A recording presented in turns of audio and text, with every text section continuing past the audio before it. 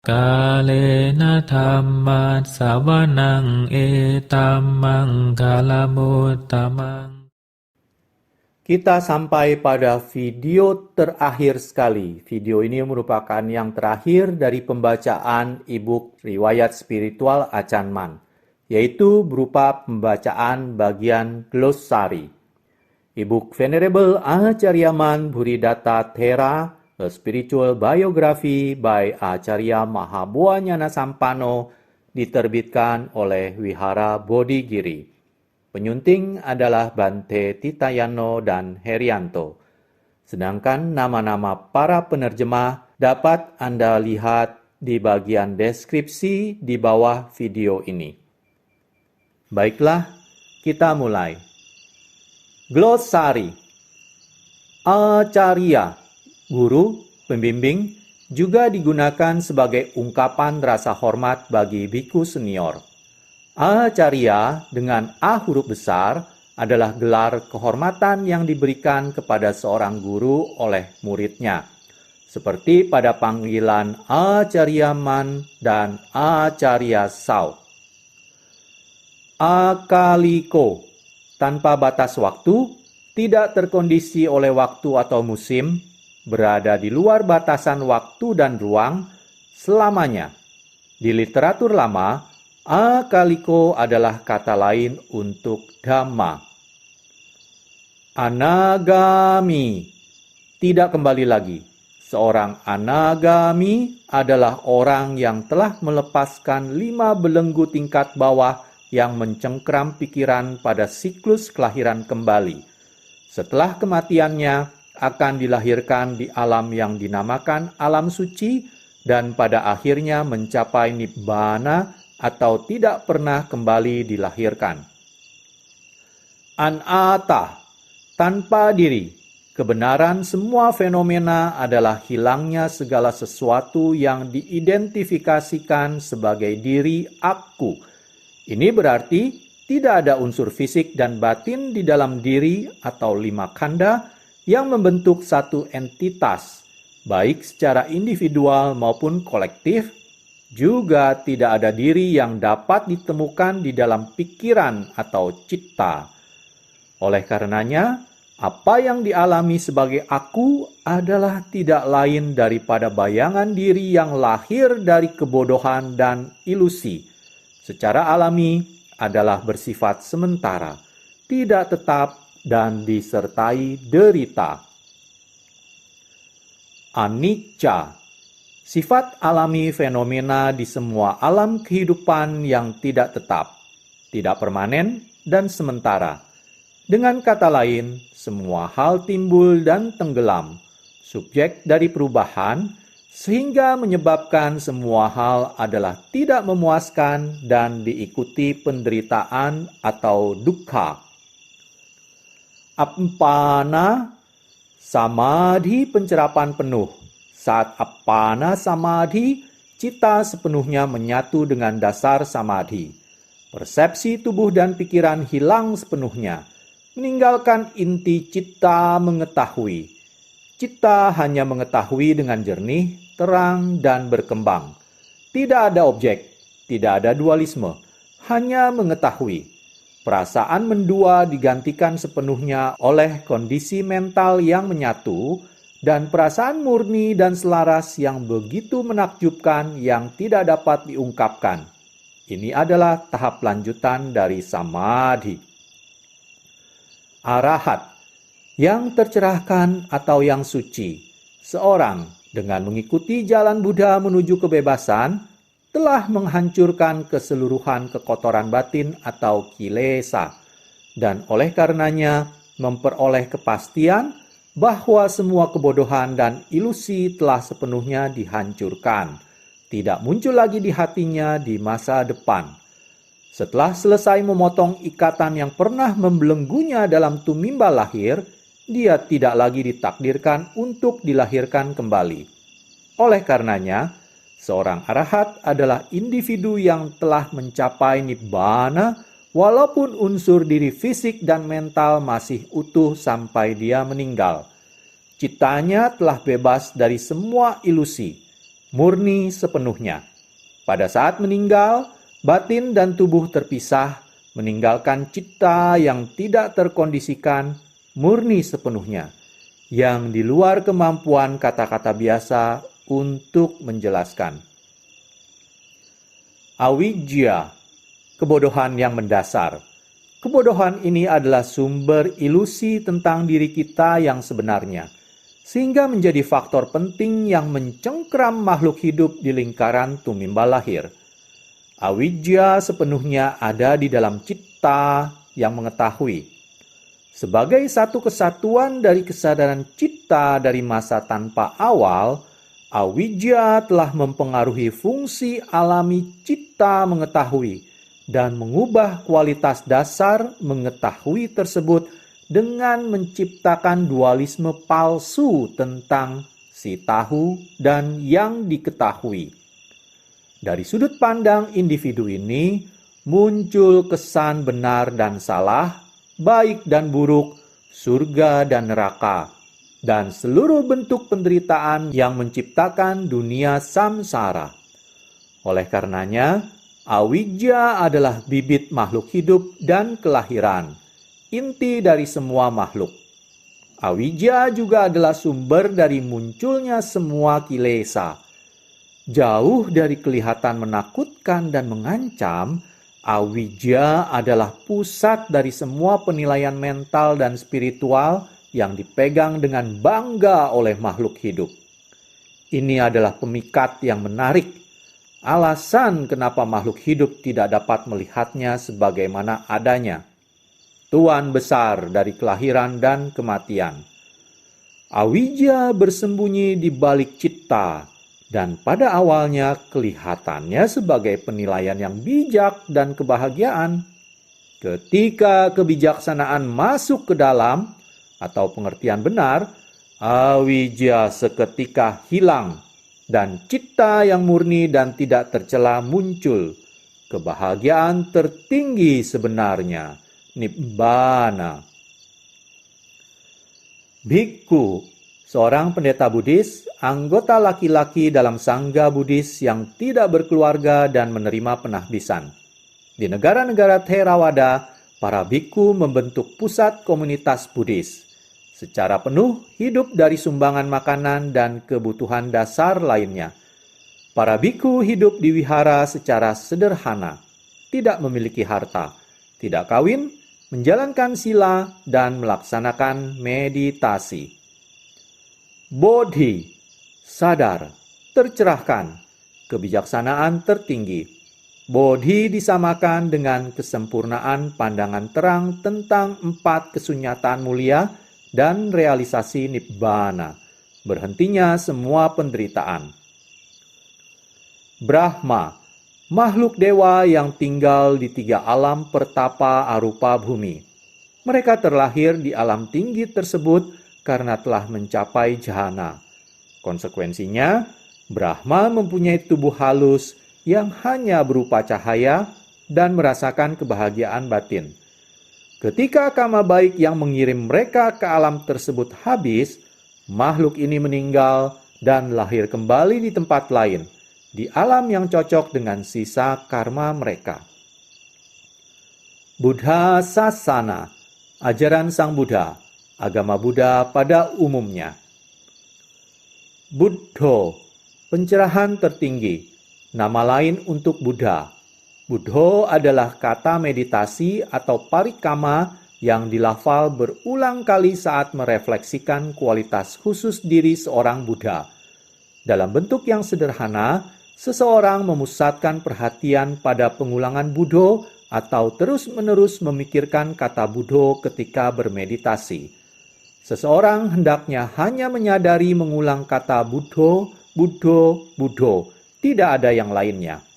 Secara berkesinambungan, pengulangan ini akan menghasilkan perasaan damai dan tenang dalam hati.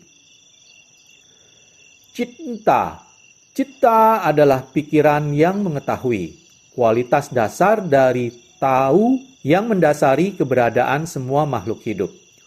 Ketika diasosiasikan dengan tubuh fisik, citta diartikan sebagai pikiran atau hati.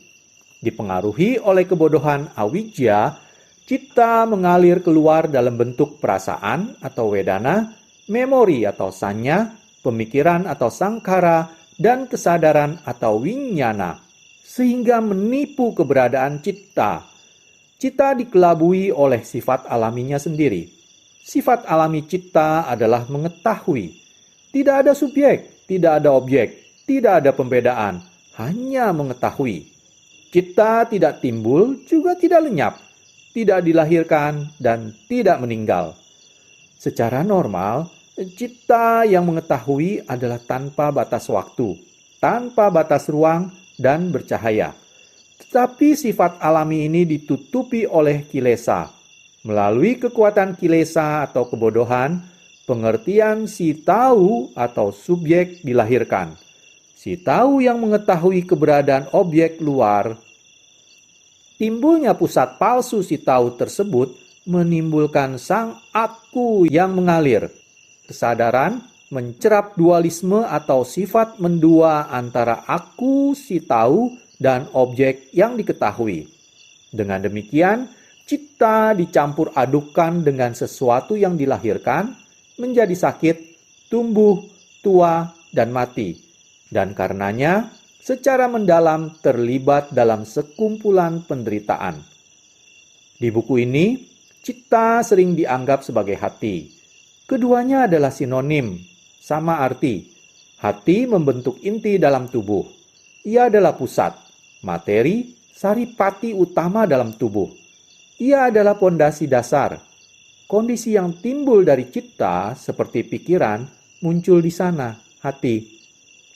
Kebaikan, kejahatan, kebahagiaan, dan penderitaan semuanya datang dari hati. Meditasi samadhi mengkonfirmasikan keberadaan hati. Ketika citta mengumpulkan semua arus pencerapan ke satu titik, muncul ketenangan dan kondisi samadhi yang tidak bergerak. Dari sisi pandang si meditator, pengalaman tersebut dirasakan di tengah dada. Pengalaman ini atau kondisi tidak bergerak, kecemerlangan, dan mawas diri secara dominan muncul dari daerah dada. Sifat dasar tahu citta terungkap di sana. Dengan demikian, lokasi sebenarnya dari kesadaran adalah di hati. Dan adalah bijaksana untuk menghindari beranggapan bahwa pikiran adalah pengendali utama dan berada di kepala. Ada kecenderungan kuat yang berpendapat bahwa kesadaran lahir sepenuhnya dari interaksi rumit dalam otak manusia, dan ketika otak meninggal, kesadaran berhenti. Pandangan mekanika ini adalah salah. Sementara ada bukti bahwa bagian tertentu dari otak dapat diidentifikasi untuk fungsi batin tertentu, ini tidak berarti otak menghasilkan kesadaran. Pada dasarnya, otak adalah alat proses yang rumit. Ia menerima dan memproses getaran data yang masuk yang menginformasikan perasaan, memori, pemikiran, dan kesadaran, tetapi ia tidak menghasilkan fungsi-fungsi batin ini. Juga tidak menghasilkan kesadaran mawas diri. Itu adalah semua ruang lingkup citta. Untuk lebih detailnya, lihat Appendix 2. Konvergi atau menyatu. Ketika citta mengumpulkan semua arus pencerapan ke satu titik, ini dikenal sebagai citta pengumpul. Praktek meditasi samadhi adalah suatu metode untuk mengkonsentrasikan semua arus pencerapan yang terpencar ke satu titik pusat. Dengan demikian, memusatkan citta ke satu kondisi yang sepenuhnya tidak bergerak dan tenang. Dewa, secara literatur berarti yang bersinar, penghuni salah satu alam surga langit diliputi kenikmatan, yang berlokasi di atas alam manusia. Dengan tubuh yang seluruhnya tersusun dari cahaya, dewa ada di dimensi batin yang di luar jangkauan indera manusia. Makhluk ini biasanya diasosiasikan dengan kualitas seperti kemewahan, mobilitas, kecantikan, dewi, dan bersinar. Tingkat atas dan bawah alam dewa oleh Acaryaman disebut sebagai alam Brahma dan alam dewa dengan nafsu indra. Pada tingkat yang lebih rendah adalah alam dewa yang mempunyai keterikatan dengan dunia manusia, tinggal di alam yang lokasinya di atas alam manusia dan di bawah alam dewa langit. Dewa Raja, raja dari para dewa. Ini merujuk pada Sakka, pengikut Sang Buddha yang utama, yang berkuasa di surga Tawatimsa. Dhamma, kebenaran sejati, prinsip dasar dari kebenaran, kualitas spiritual yang tinggi, ajaran Sang Buddha. Yang pertama dan terutama, Dhamma adalah keseimbangan sempurna, tidak terikat pada fenomena, ada dalam semua aspek keberadaan makhluk. Dhamma adalah sifat dasar semua materi yang menjadi dasar keberadaan semua makhluk hidup. Walaupun demikian, ia tidak tergantung pada atau dikondisikan oleh bentuk kehidupan. Pada akhirnya, Dhamma adalah kesemua kualitas hebat seperti ketidakterikatan, cinta kasih, dan kebijaksanaan, kesempurnaan spiritual yang membawa pikiran selaras dengan kebenaran sejati. Sebagai tambahan, Dhamma meliputi prinsip-prinsip dasar yang penting dari ajaran Buddha, meliputi pola perilaku yang harus dipraktekkan untuk menyelaraskan seseorang dengan alam. Dhamma dengan A panjang. Faktor-faktor dasar pengalaman, unsur dasar, fenomena batin. Dutangga, praktek keras. Dutangga adalah satu set dari 13 praktek keras yang diambil oleh biku Buddhis secara sukarela. Tujuan mereka di setiap kasus adalah untuk melawan kotoran batin tertentu atau kilesa. Mereka adalah 1. Hanya memakai jubah yang terbuat dari kain bekas. 2. Hanya memakai 3 jubah utama dan tidak ada lainnya. 3. Setiap hari melakukan pindapatta tanpa gagal. 4. Tidak melewatkan satu rumah pun dalam pindapatta. 5. Hanya makan 1 kali sehari. 6. Makan makanan langsung dari patta. 7. Menolak menerima makanan setelah pindapatta. 8. Tinggal di hutan. 9. Tidur di bawah pohon. 10. Tinggal di tempat terbuka. 11. Tinggal di pekuburan. 12. Merasa puas pada jenis tempat tidur apapun yang tersedia. 13. Praktek posisi tubuh, yaitu duduk, berdiri, berjalan, tetapi tidak pernah berbaring. Dukkha, penderitaan, sakit, tidak puas. Sifat tidak memuaskan dari semua fenomena. Dukkha adalah kondisi tidak puas yang mendasar yang tersembunyi di dalam diri semua makhluk hidup. Secara mendasar, dukkha adalah perasaan tidak puas yang akhirnya menghalangi rasa puas pada perasaan yang paling senang sekalipun. Karena semua fenomena di dunia adalah subjek dari perubahan dan karenanya tidak dapat diandalkan. Oleh sebab itu, semua keberadaan sangsara dikarakteristikan sebagai dukkha. Garuda, kelompok khusus makhluk bukan manusia yang dikarakteristikan dengan bentuk setengah burung, setengah manusia. Garuda adalah musuh dari semua kelompok makhluk merangkak, terutama ular. Kamma, aksi tubuh, ucapan dan pikiran yang disengaja yang menyebabkan kelahiran dan keberadaan di masa depan. Aksi ini membawa pesan atau isi batin khusus, baik, buruk, atau netral, dan meninggalkan kesadaran berkelanjutan yang berpotensi menimbulkan akibat yang terkait dengan aksi tersebut di masa depan. Ajaran Buddhis percaya bahwa semua makhluk yang belum tercerahkan terikat untuk dilahirkan, hidup, mati, dan dilahirkan kembali berulang kali di dunia dan lingkungan yang beraneka ragam. siklus kehidupan tanpa akhir yang didukung oleh bentuk kamma mereka dan konsekuensinya yang tidak dapat dihindari. Kamma thanna secara literatur artinya dasar kerja. Kamma thanna merujuk pada pekerjaan yang dilakukan biku Buddhis seperti pelatihan meditasi dengan objek tertentu yang mendukung penghancuran kotoran batin keserakahan, kebencian, dan ilusi pikiran. Dalam prosedur penahbisan, biku baru diajarkan 5 kamma thanna dasar yang menjadi landasan pelatihan meditasi objek tubuh, rambut kepala, rambut tubuh, kuku, gigi, dan kulit. Sebagai tambahan, kamma thanna meliputi semua 40 objek klasik meditasi Buddhis. Istilah kamma thanna sering digunakan untuk mengidentifikasi tradisi dan silsilah biku hutan Thai dan garis silsilah yang dikembangkan oleh Acarya Sao dan Acarya Man. Khandha secara literatur artinya kelompok atau kumpulan.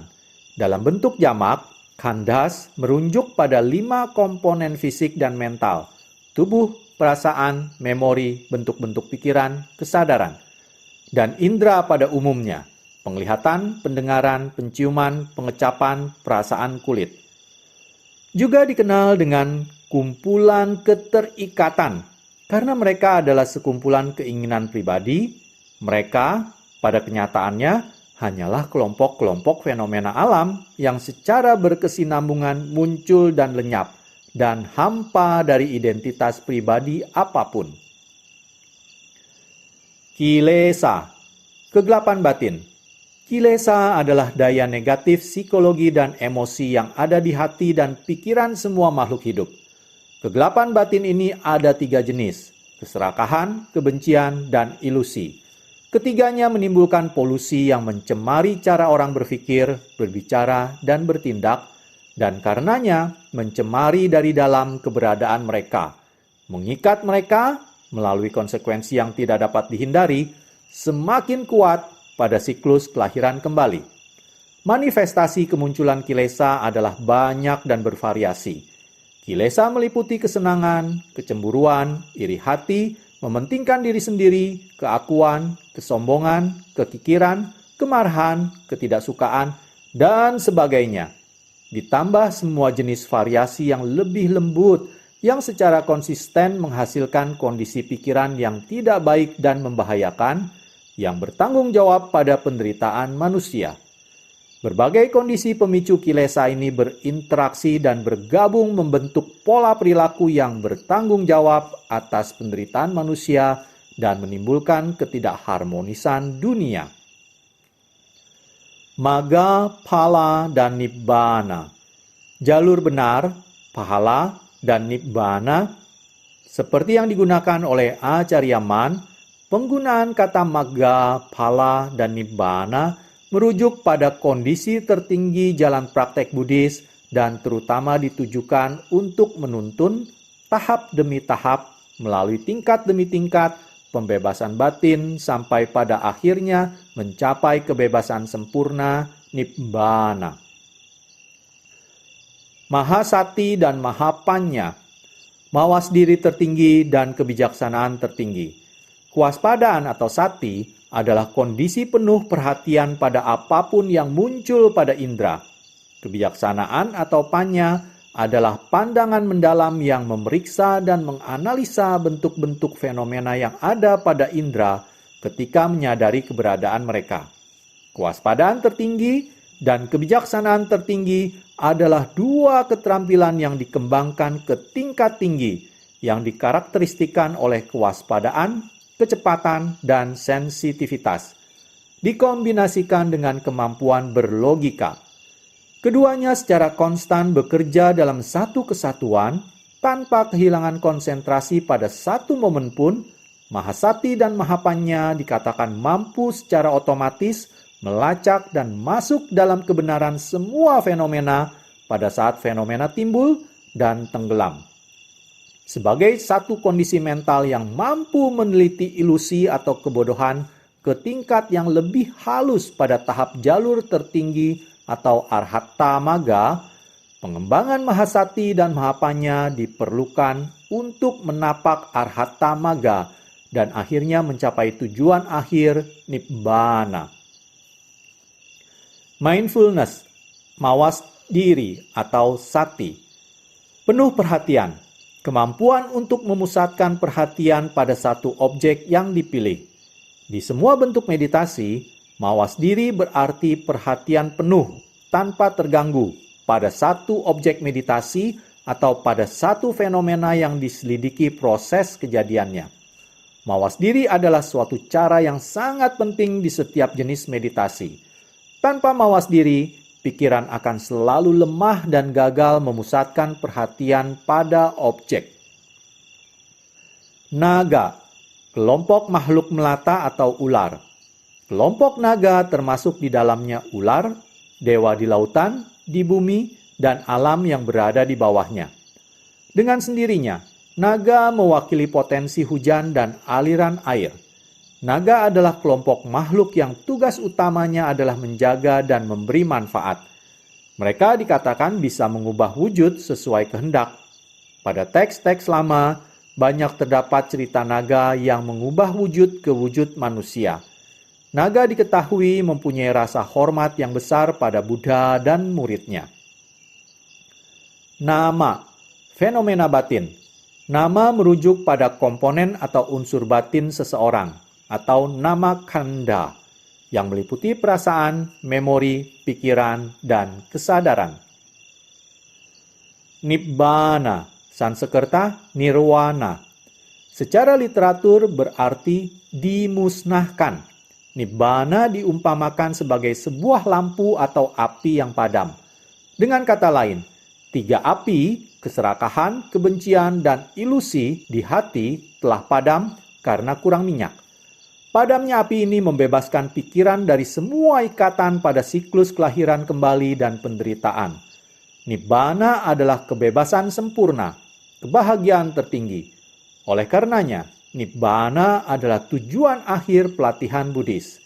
Nibbana dikatakan sebagai tidak dilahirkan, tidak mati, dan tidak terikat kondisi, secara penuh terlepas dari semua pandangan realitas umum. Penjelasan tentang Nibbana berada atau tidak berada di luar cakupan kata-kata umum. Nimitta, gambaran batin, visi. Samadhi nimitta adalah gambaran batin yang muncul secara spontan selama latihan meditasi. Nimitta mungkin muncul dalam bentuk persepsi psikis, visualisasi, simbolis dari kenyataan, atau gambaran hal-hal yang akan datang. Pali, variasi dari bahasa kuno Sanskrit. Pali adalah bahasa literatur dari masa Buddhis awal dan sebagai bahasa yang dipakai di kitab-kitab suci Buddhis. Banyak istilah yang dicetak miring di buku ini adalah kata-kata Pali. Panya, kebijaksanaan, pandangan terang. Lihat wisdom, kebijaksanaan. Parinibbana, nibbana penuh. Lebih tepatnya disebut musnah secara penuh semua unsur fisik dan mental dalam diri atau 5 khandha. Dengan tercerai-berai unsur-unsur tersebut, semua jejak kehidupan di dunia musnah dan karenanya terbebas secara penuh dari penderitaan samsara. Parinibbana adalah nibbana yang terjadi pada saat kematian seorang arahat. Sering digunakan untuk merujuk pada meninggalnya guru Buddha. Paticca samuppada, sebab akibat yang saling bergantungan. Paticca samuppada adalah sebuah pernyataan tentang bagaimana kebodohan batin atau awijja mengkondisikan munculnya siklus penuh kelahiran kembali. Patimokkha, sila para biku. Patimokkha terdiri dari 227 aturan, dan biasanya aturan demi aturan dibacakan sebelum pertemuan para biku sekali setiap 4 malam. Raga tanha, nafsu seksual, keinginan.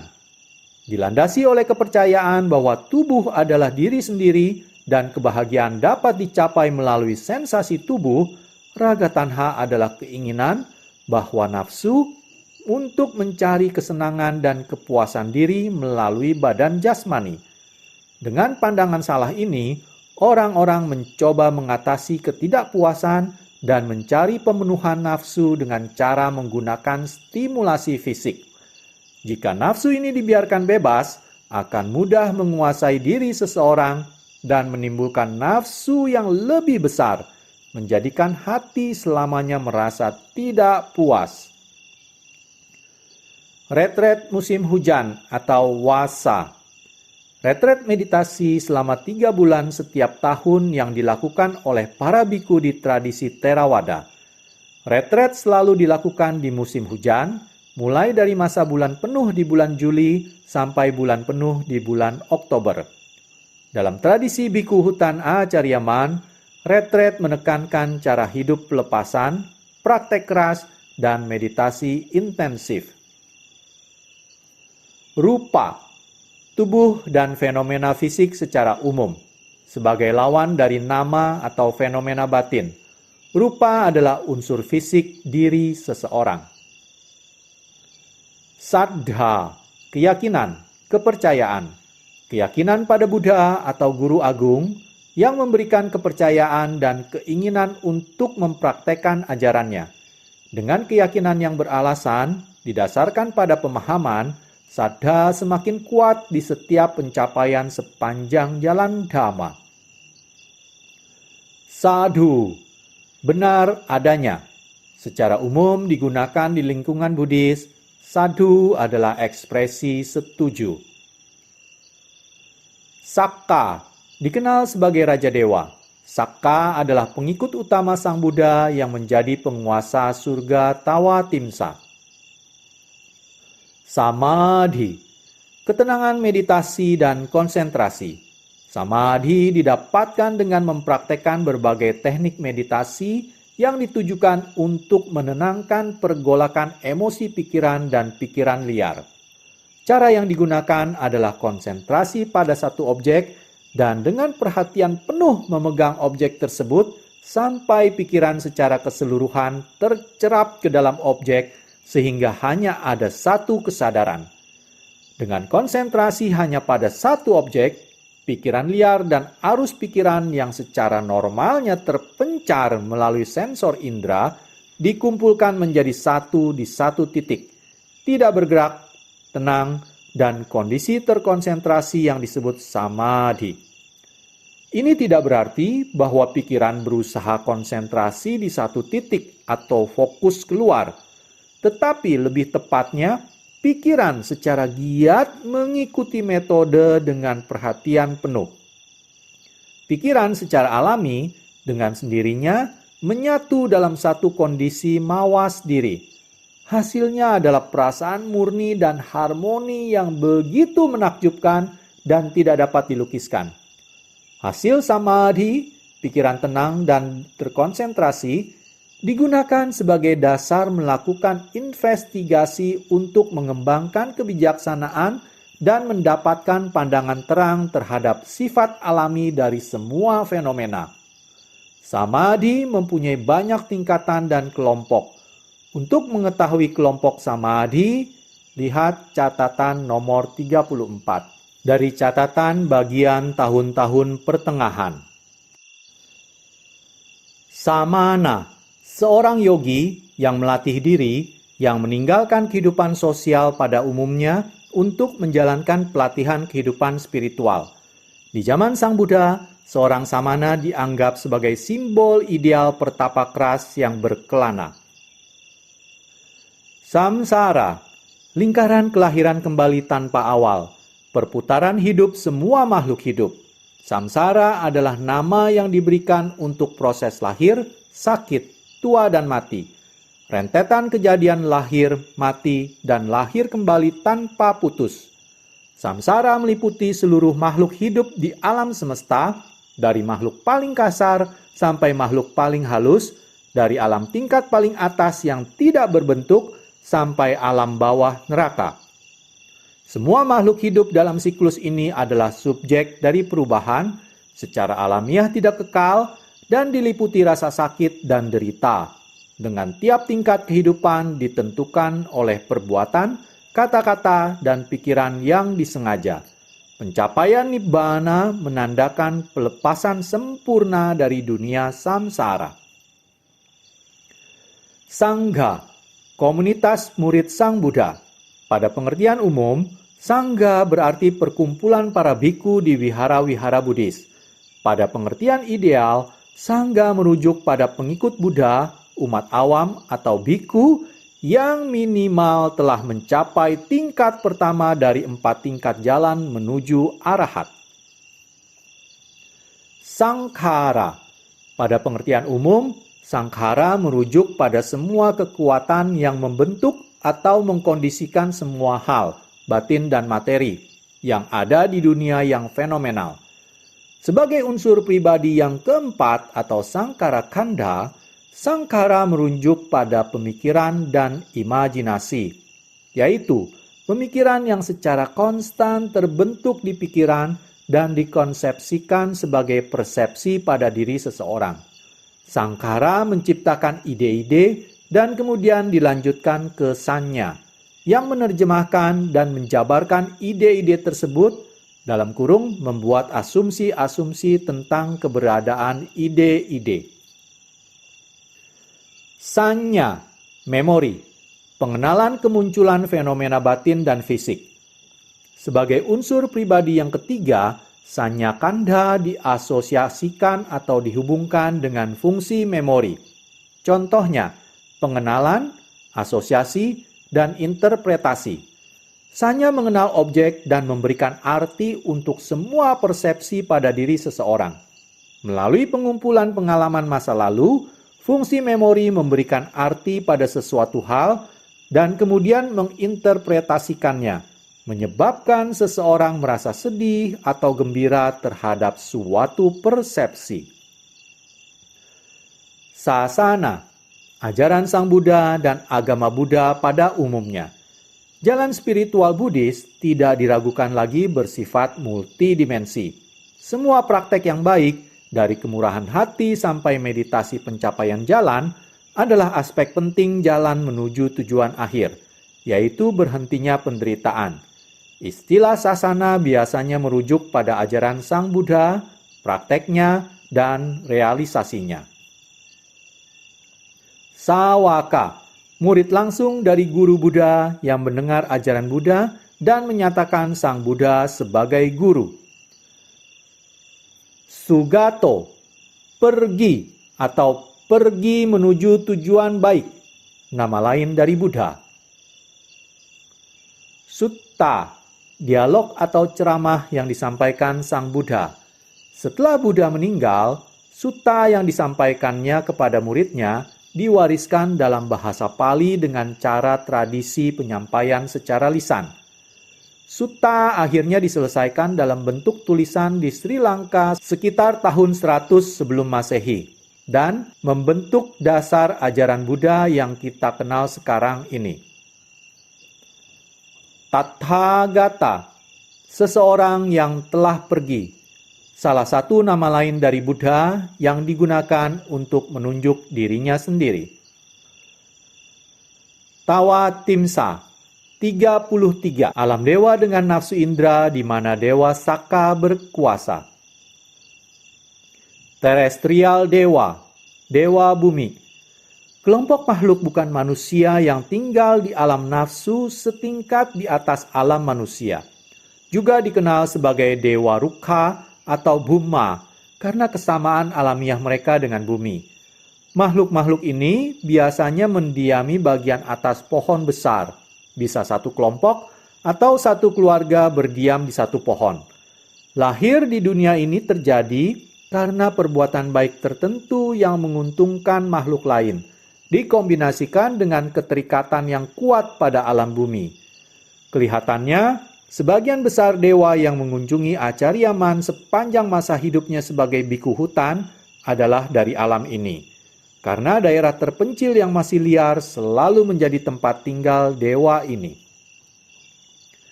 Theravada, doktrin para tetua atau Thera. Diwariskan ke kita dalam bahasa Pali, Theravada adalah ajaran Buddha yang tertua. Theravada adalah ajaran Buddha yang tertua yang lestari sampai sekarang. Ia sekarang mendominasi bentuk ajaran Buddhis di Thailand, Sri Lanka, dan Burma. 3 dunia kehidupan. Dunia makhluk berindra atau kamaloka, dunia makhluk dewa bermateri atau rupaloka, dan dunia makhluk tidak bermateri atau arupaloka. Ketiganya bersama-sama membentuk alam semesta makhluk hidup sebagai ilustrasi kosmologi Buddhis. Vimutti, kebebasan sempurna, yaitu bebas dari pandangan palsu. Vimutti sama arti dengan nibbana. Winyana, kesadaran pencerapan. Sebagai unsur pribadi kelima, winyana kanda mengenal atau mencerap data dari indera, perasaan, dan pikiran ketika muncul. Contohnya, ketika gambar menyentuh indera mata atau ketika pemikiran muncul di pikiran, kesadaran akan keberadaan mereka muncul seketika. Ketika objek tersebut berakhir atau hilang, demikian juga dengan kesadaran yang mencatatnya. Vipassana, pandangan terang, didukung oleh kondisi meditasi yang jernih, sunyi, dan tenang. Vipassana adalah pandangan terang terhadap fenomena fisik dan batin ketika muncul dan lenyap. Melihat mereka atau fenomena sebagaimana apa adanya, yaitu tidak tetap dan tidak kekal, terikat pada sakit dan derita, dan menghilangnya anggapan akan diri aku yang kekal. Visuddhi, pikiran bersih sempurna. Kondisi pikiran yang bersih alami yang telah melewati sepenuhnya kotoran batin. Visuddhi adalah kondisi sepenuhnya bersih yang dialami seorang arahat. Wisdom, panya, kebijaksanaan.